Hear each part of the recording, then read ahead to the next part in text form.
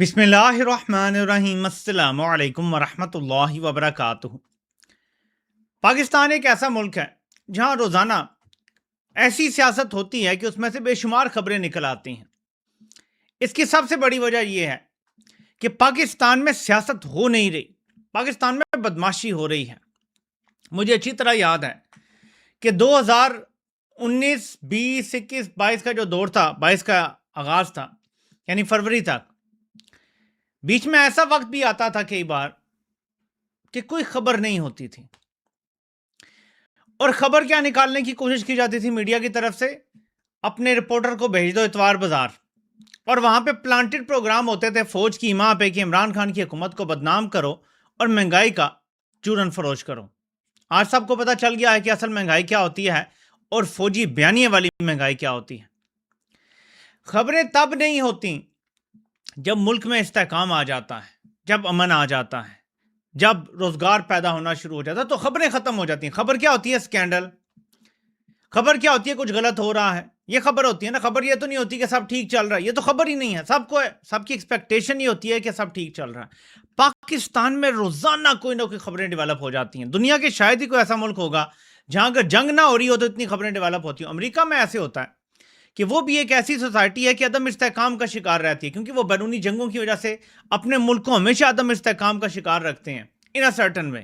اگر آپ stock market کی ابھی صورتحال دیکھیں اس نئی جنگ کی وجہ سے، آپ قیمتوں کی صورتحال دیکھیں کہ کہاں پہ تھیں اور آپ کہاں پہ پوری دنیا میں پہنچ رہی ہیں۔ ان کے 30 سال کی بانڈز کی ییلڈ دیکھ لیں کتنا انہوں نے رکھ دیا ہے، 5.5% کہاں برطانیہ اور امریکہ دیتے تھے 30 سال کے بانڈز۔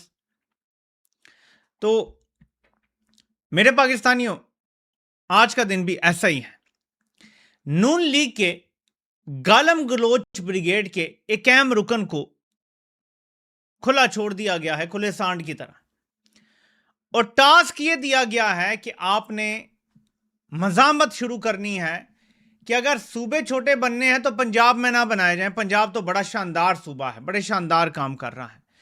اب یہ کہاں سے شروع ہوا ہے؟ یہ شروع ہوا ہے جب کمپنی کے ایک ٹاؤٹ نے بولا کہ جی صوبوں میں سب سے زیادہ ناکام صوبہ جو ہے وہ پنجاب ہے، پنجاب کی کوئی کمائی نہیں ہے، پنجاب اپنی انکم بڑھانے میں ناکام ہو گیا ہے، زراعت پنجاب کی ریڑھ کی ہڈی تھی، زراعت بڑھانے میں ناکام ہو گیا ہے، سندھ اپنا پیسہ خود پیدا کر سکتا ہے، خیبر پختونخوا کے پاس پانی ہے اور بہت سارے ذخائر ہیں، بلوچستان کے اپنے ذخائر ہیں، پنجاب کے پاس کوئی ایسے ذخائر نہیں ہیں، کوئی معدنیات کے ذخائر نہیں ہیں، کوئی پانی کے ایسے ذخائر نہیں ہیں، جدھر سے آتا ہے پانی ادھر سے بس گزر جاتا ہے، اپنے کوئی ذخائر نہیں ہیں۔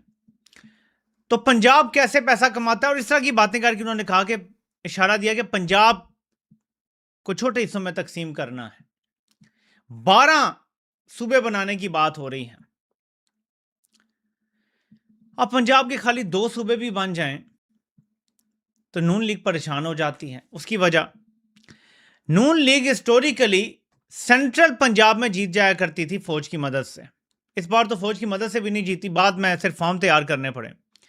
ان کو ابھی بھی یہ لگتا ہے کہ جس طرح کی فوج کا ساتھ ان کے ساتھ ہے اور جس طرح پی ٹی آئی کو انہوں نے رستے سے ہٹایا ہوا، اگر پی ٹی آئی نہیں ہوگی تو پھر نون نہیں جیتنا ہے نا، پیپلز پارٹی تو نہیں جیت سکتی۔ یہ سوچ ہے نون کی۔ وہ یہ سوچ رہے ہیں اگر چھوٹے صوبے بن گئے تو جو ہماری چودراہٹ ہے، جو اتنا بڑا بجٹ ہے اتنے 1000 ارب کا، یہ جو اتنا بڑا ترقیاتی بجٹ ہے جس میں ہم جہاز خریدتے ہیں تو کوئی ہمیں پوچھنے والا نہیں ہے، باقی صوبہ تو کوئی افورڈ نہیں کر سکتا ایسے پرائیویٹ جہاز، ہمارا کیا بنے گا؟ تو پریشانی ہے۔ تو اپنے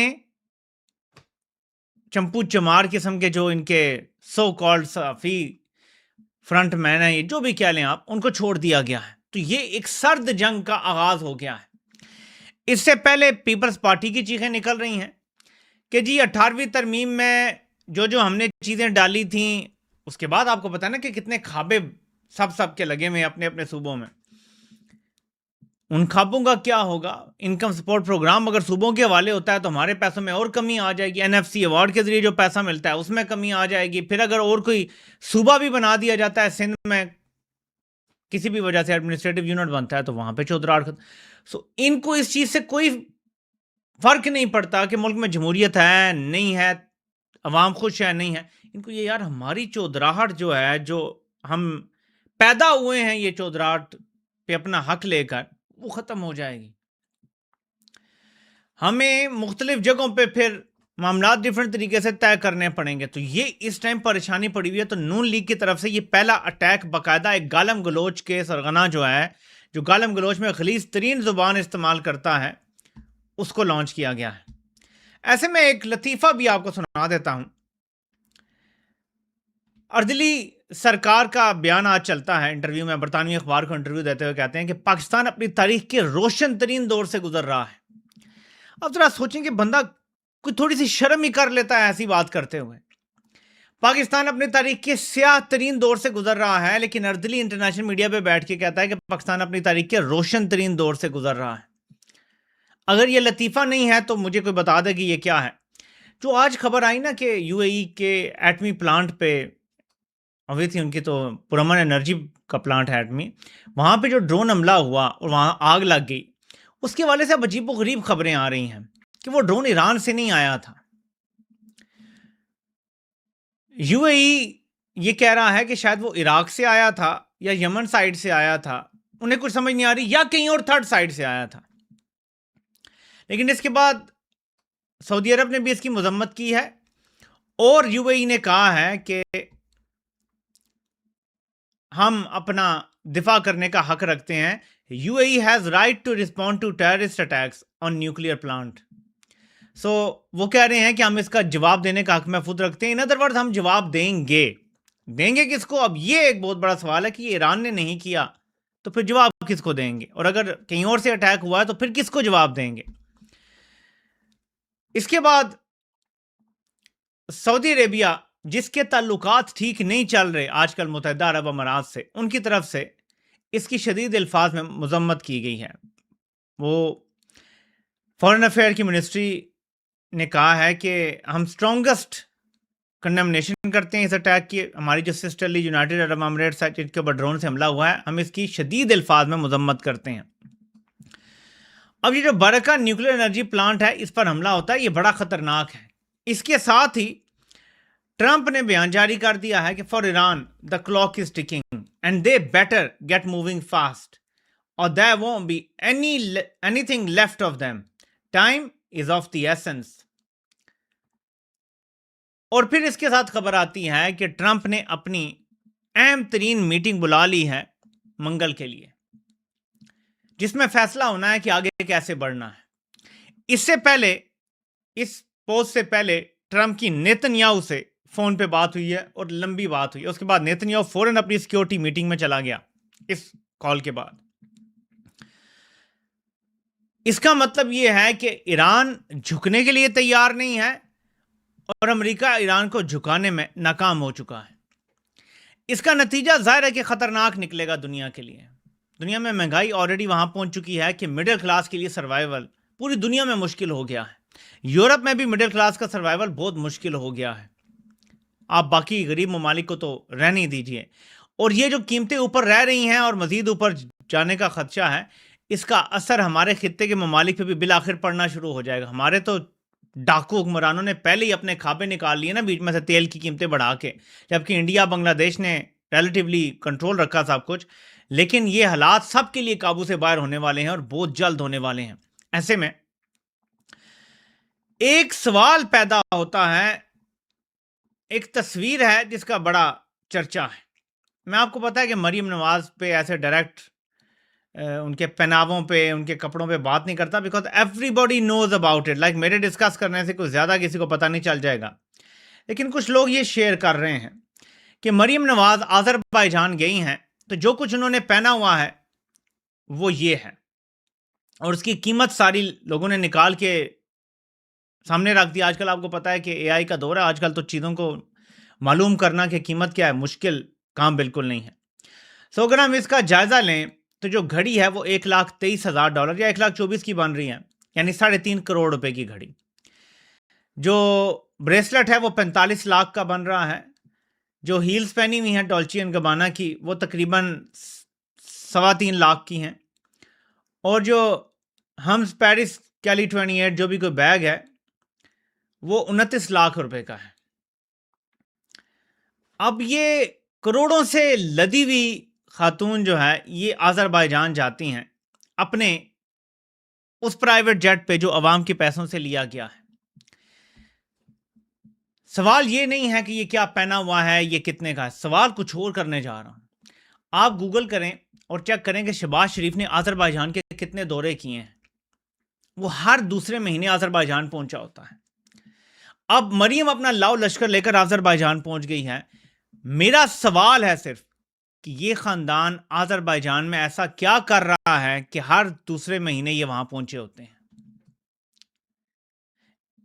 الزامات تو یہ تھے نا کہ سوئٹزرلینڈ میں بھی جائیدادیں بنائیں, برطانیہ میں بھی بنائیں, الزامات بڑے بڑے لگے ہیں, یو اے ای میں بڑی جائیدادیں بنائیں. کیا کسی ایک ملک میں حالات خراب ہونے کی وجہ سے ٹرانسفر آف ویلتھ تو نہیں ہو رہا کسی اور ایسی جگہ جو سیف ہیون ہو, جہاں پہ خطرہ نہ ہو؟ سوال اٹھا رہا ہوں. اور کوئی وجہ مجھے نظر نہیں آتی کہ کسی صوبے کی سی ایم اٹھتی ہے منہ اٹھا کے اور ادھر اسی ملک جاتی ہے جہاں پہ شہباز بھی بھاگا بھاگا ہر دوسرے مہینے پہنچا ہوتا ہے. یہ سوال ہے. باقی یہ جو چیزوں پر یہ تو سپرفیشل قسم کے اعتراضات ہیں. ہم سب کو پتا ہے کہ یہ لوگ جو ہے وہ دکھاوا کرتے ہیں, مہنگی چیز, سستی چیز, اصل قیمت کیا ہے, ڈزنٹ میٹر. لیکن اصل سوال یہ ہیں جو ہمیں کرنے چاہیے. اب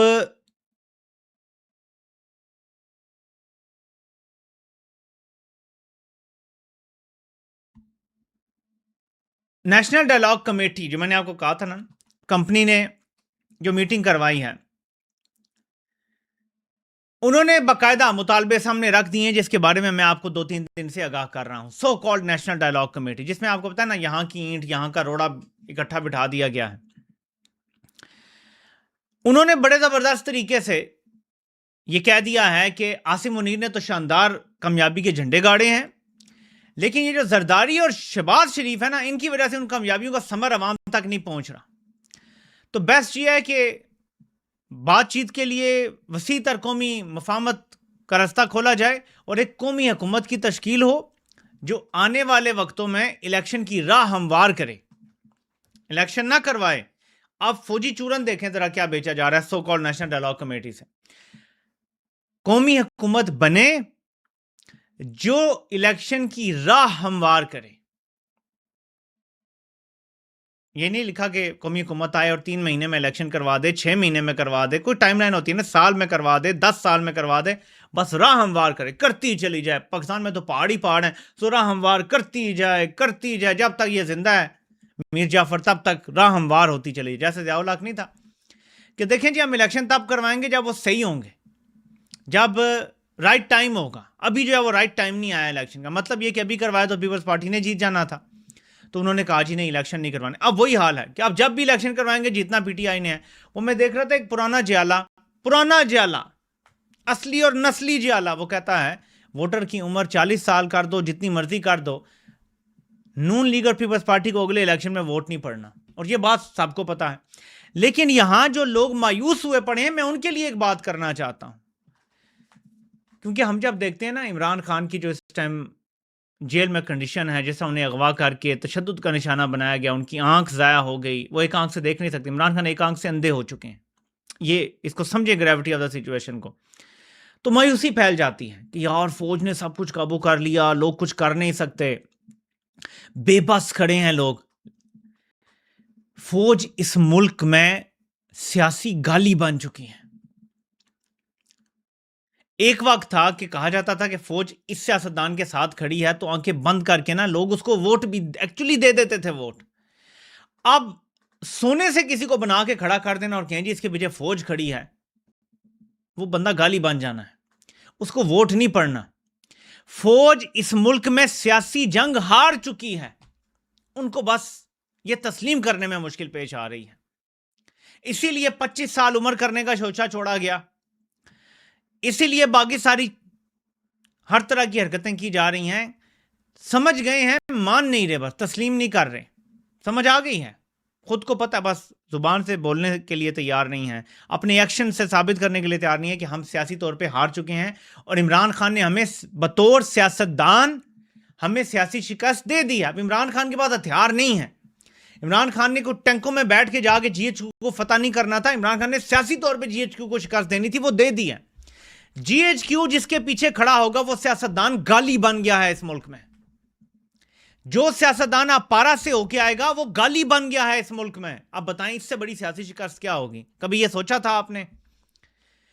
میڈیا پہ پتہ ہے کیا ہوتا تھا؟ 2008 کے الیکشن، 13 کے الیکشن، 18 کے، میں صرف حالیہ الیکشن کی بات کر رہا ہوں، 90 کو بھول جائیں. جس بندے کے بارے میں یہ تاثر ہوتا تھا نا کہ اپارا کی گڈ بکس میں ہے، میڈیا پہلے ہی چلا دیتا تھا یہ جیت گیا ہے، اور لوگ بھی اسی کو ووٹ دیتے تھے. اب اپارا کا سیاستدان ہو، جی ایچ کیو کا سیاستدان ہو، گیٹ نمبر 4 کا سیاستدان ہو، وہ اس ملک میں صرف گالی بن کے رہ گیا ہے. وہ تباہی بربادی کا نشان بن کے رہ گیا ہے. وہ ظلم اور جبر کا ایک استارہ بن کے رہ گیا ہے. اس کو کبھی ووٹ نہیں ملے گا، کبھی عوامی پذیرائی نہیں ملے گی. اور عوام کی نفرت جب تک فری اینڈ فیئر الیکشن نہیں ہوتے یہ بڑھتی جائے گی. الیکشن کیا ہوتا ہے؟ عوام کا غصہ نکالنے کا ایک طریقہ ہوتا ہے، سٹیم ریلیز کرنے کا ایک طریقہ ہوتا ہے. عمران خان نے ایک موقع دیا تھا کمپنی کو 2024 کے الیکشن میں کہ دیکھو عوام اپنا غصہ کیا ظلم کا بدلہ ووٹ سے لے لیں گے. ظلم کا بدلہ لڑ بھیڑ کے نہیں، قتل و غارت کر کے نہیں، جی ایچ کیو میں گھس کے جرنیلوں کے گربان سے پکڑ کے نکال کے ان کے راجہ بازار میں پھانسیاں دے کے نہیں، الیکشن میں ووٹ دے کے اپنا بدلہ لیں گے ظلم کا. کیا زبردست ڈائریکشن دی تھی عمران خان نے. ملک بچ سکتا تھا، حالات بہتر ہو سکتے تھے، ہر چیز پہ قابو پایا جا سکتا تھا. لیکن فوج نے یہ راستہ نہیں چنا. الیکشن ہی وہ واحد راستہ ہے آئندہ بھی. اس نفرت کا جو غبار لوگوں کے اندر بھرا ہوا ہے، فری اینڈ فیئر الیکشن واحد راستہ ہے. یہ نہیں کہ یہ جو بیانیہ دلوایا گیا ہے سو کال ڈائلاگ کمیٹی سے کہ جی ہم نا قومی حکومت بنا کے اور الیکشن کی راہ ہموار کرتے جائیں گے. ہموار ایسے بس ہموار کرتے جائیں گے، پہاڑیاں ساری مرگلا ہلز کو ہموار کریں گے، ڈی ایچ اے بنائیں گے، وہاں پہ فلاں جگہ جائیں گے، وہاں پہ. بھائی ہموار راستہ ہموار ہے. آپ نے صرف بیرکوں میں جانا ہے، سیکٹر کمانڈروں کے، کور کمانڈروں کے، D G C, D G S I, army chief, ان سب کے فون اگر اس دن بند کر دیے جائیں، ان کا رابطہ انٹرنیٹ سے ختم کر دیا جائے، ان کے پاس کسی قسم کی کمیونیکیشن نہ ہو ایک دن کے لیے، سوائے اس کے کہ بارڈر پہ اگر کوئی ایشو ہے تو ان کے جو وائرلیس سسٹم ہے وہ آن ہو، تو پاکستان میں ویسے ہی الیکشن صاف شفاف ہو جانا ہے. یہ تو ان کا ہے کہ خواجہ آصف ادھر میسج کرتا ہے جناب میں تو ہار رہا ہوں، ادھر سے باجوہ میسج کرتا ہے فکر نہ کرو خواجہ صاحب، اور صبح وہ جیت جاتا ہے. یہ جو رابطے ہیں نا ان کے، یہی بربادی ہے. کیونکہ چور چوری سے جائے ہیرا پھیری سے نہ جائے. ان کو آپ بیرکوں میں بھی بھیج دیں، وہ بیرک میں بیٹھا ہوگا ایک جرنیل، اس کو خواجہ آصف کا پھر میسج آ جائے گا، اس کو پھر وہی کیڑا چک مارے گا. ہوگا یا نہیں ہوگا؟ کیونکہ چور چوری سے جائے ہیرا پھیری سے نہ جائے. اور کتے کی دم 100 دن 100 سال بھی اگر نلی میں رکھی جائے وہ سیدھی نہیں ہوتی. کتے کی دم سیدھی نہیں ہوتی، وہ ٹیڑھی کی ٹیڑھی رہتی ہے. تو یہاں پہ ان لوگوں کا حال بھی کچھ ایسا ہی ہے. میں دیکھ رہا تھا کہ پاکستانی میڈیا پہ کچھ نہ کچھ اب ایسے میں نے لوگوں کو دیکھا ہے بات کرتے ہوئے کہ ایسے لگتا ہے کہ حکومت پہ سب کو تنقید کرنے کی اجازت دے دی گئی ہے، جو پچھلے 3 سالوں میں بڑی کم دی گئی تھی. میں آپ کو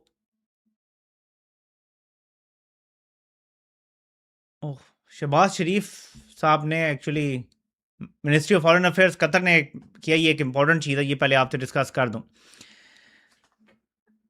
قطر کی منسٹری آف فارن افیئرز لکھتی ہے کہ شیخ محمد بن عبد الرحمن بن جاسم الثانی نے شہباز شریف سے فون پہ بات کی ہے. دونوں سائڈز نے دو طرفہ جو تعلقات ہیں اور ایک دوسرے کو سپورٹ کرنے اور ایک دوسرے کے ساتھ تعلقات مضبوط کرنے کے حوالے سے بات چیت کی ہے. انہوں نے مزید جو خطے میں ڈیولپمنٹس ہو رہی ہیں، جو پیش رفت ہو رہی ہیں، اس کو ڈسکس کیا ہے. اور اس کے علاوہ پاکستان کا جو میڈیشن کا رول ہے ٹینشنز کو کم کرنے کے لیے اور اس خطے کی سیکیورٹی کو بہتر بنانے اور اس خطے کو سٹیبل کرنے کے لیے جو کردار ہے اس کو بھی ڈسکس کیا گیا ہے. اس کال کے دوران جو پرائم منسٹر ہیں اور منسٹر آف فارن افیئرز ہیں، انہوں نے قطر کی طرف سے پاکستان کو سراہا ہے کہ جو ایفرٹ پاکستان کر رہا ہے سیز فائر کے حوالے سے اور امریکہ اور ایران کے درمیان جو معاملات کروا رہا ہے اس کی بڑی تعریف کی گئی ہے. انہوں نے کہا ہے کہ قطر پوری طرح سے پاکستان کی اس میڈیشن ایفرٹس کو سپورٹ کرتا ہے جو جنگ ختم کرنے کے حوالے سے کی جا رہی ہیں. تو قطر نے پوری طرح سے ان کو ووٹ آف کانفیڈنس ایک دفعہ پھر دے دیا ہے.